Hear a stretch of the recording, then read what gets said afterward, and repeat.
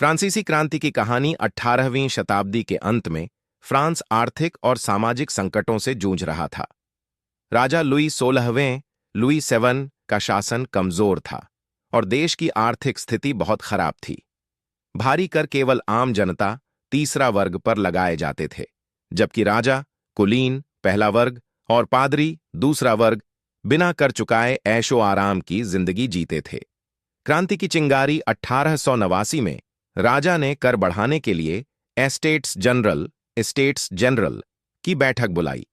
इसमें तीनों वर्गों के प्रतिनिधि शामिल थे, लेकिन आम जनता, तीसरा वर्ग की आवाज को अनसुना कर दिया गया। इससे निराश होकर तीसरे वर्ग ने खुद को नेशनल असेंबली घोषित कर दिया और फ्रांस में एक नया संविधान बनाने का संकल्प लिया। इसे टेनिस कोर्ट ओथ के नाम से जाना जाता है। बास्तील का पतन 14 जुलाई 1889 को क्रोधित जनता ने बास्तील किले बस्टील पर हमला कर दिया। यह किला अत्याचार और राजशाही के प्रतीक के रूप में देखा जाता था।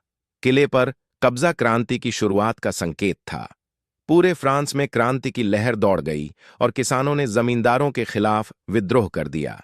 राजशाही का अंत 1791 में नया संविधान लागू हुआ, जिसने संवैधानिक राजतंत्र कॉन्स्टिट्यूशनल मोनार्की की स्थापना की। लेकिन लुई 16वें और उनकी पत्नी मैरी एंटोनेट ने देश छोड़ने की कोशिश की, जिससे जनता में उनके प्रति आक्रोश बढ़ गया। 1792 में क्रांतिकारियों ने राजमहल पर हमला कर दिया और राजा को गिरफ्तार कर लिया गया। 1793 में लुई 16वें को देशद्रोह के आरोप में गिलोटीन से मौत की सजा दे दी गई। जल्द ही मैरी एंटोनेट को भी मौत की सजा दी गई। रोबेस्पियर और आतंक का शासन, इसके बाद मैक्सिमिलियन रोबेस्पियर का शासन आया, जिसे आतंक का शासन रेन ऑफ टेरर कहा जाता है। इस दौरान हजारों लोगों को गिलोटिन से मार दिया गया, जिनमें क्रांति के कई नेता भी शामिल थे। 1994 में रोबेस्पियर को भी मौत की सजा दे दी गई और फ्रांस में नई सरकार बनी।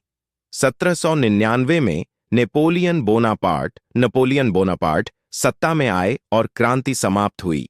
फ्रांसीसी क्रांति का प्रभाव।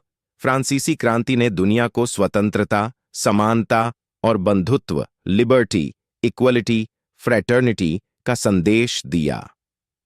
राजशाही का अंत हुआ और लोकतंत्र की नींव पड़ी।